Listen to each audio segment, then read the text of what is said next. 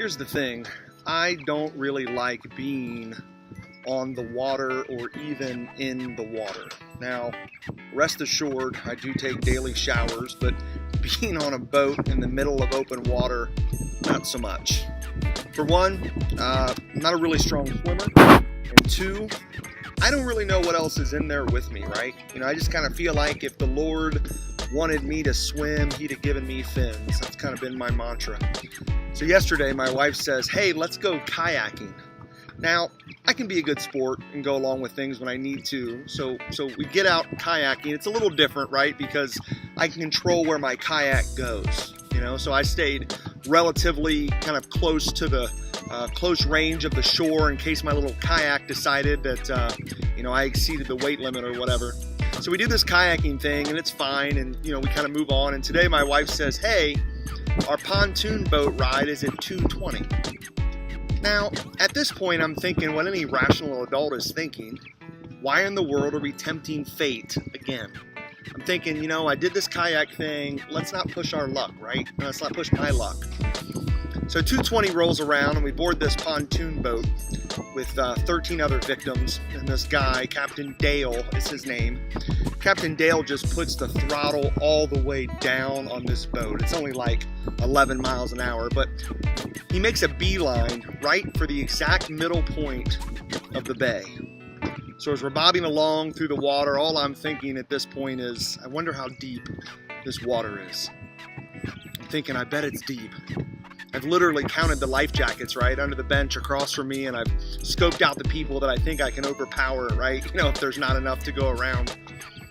So we get all the way out there, and he cuts the power to the engine, and he starts talking about all of the surrounding points of interest, and people are asking questions, and we're just sitting there bobbing up and down in the water. So after like 15 minutes or so, we finally start to make the turn back to shore, and people are up and walking around the boat, and I make my way over to Captain Dale, and I ask him the question that I'm confident that I already know the answer to. How deep is this water? Captain Dale looks at me and says, for the most part, it's only 4 to 6 feet deep. And suddenly I feel this weight lifted off my shoulders, right? And I breathe this huge sigh of relief.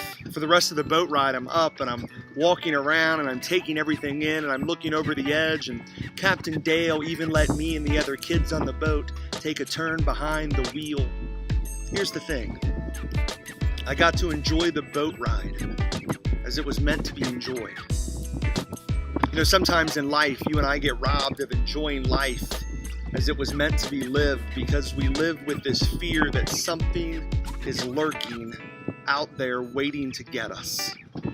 We live with this fear that we are in some sort of extreme peril, and at any moment our whole boat is going to capsize and we're going to get thrown overboard. So instead of living life as it was meant to be lived, full of joy and happiness and trust in God, we sit cowering on the bench, counting life jackets and waiting with bated breath for the moment of our demise.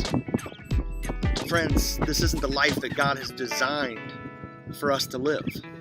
In John 10:10, Jesus says, the thief comes only to steal and to kill and destroy, but I have come that you may have life and have it to the full.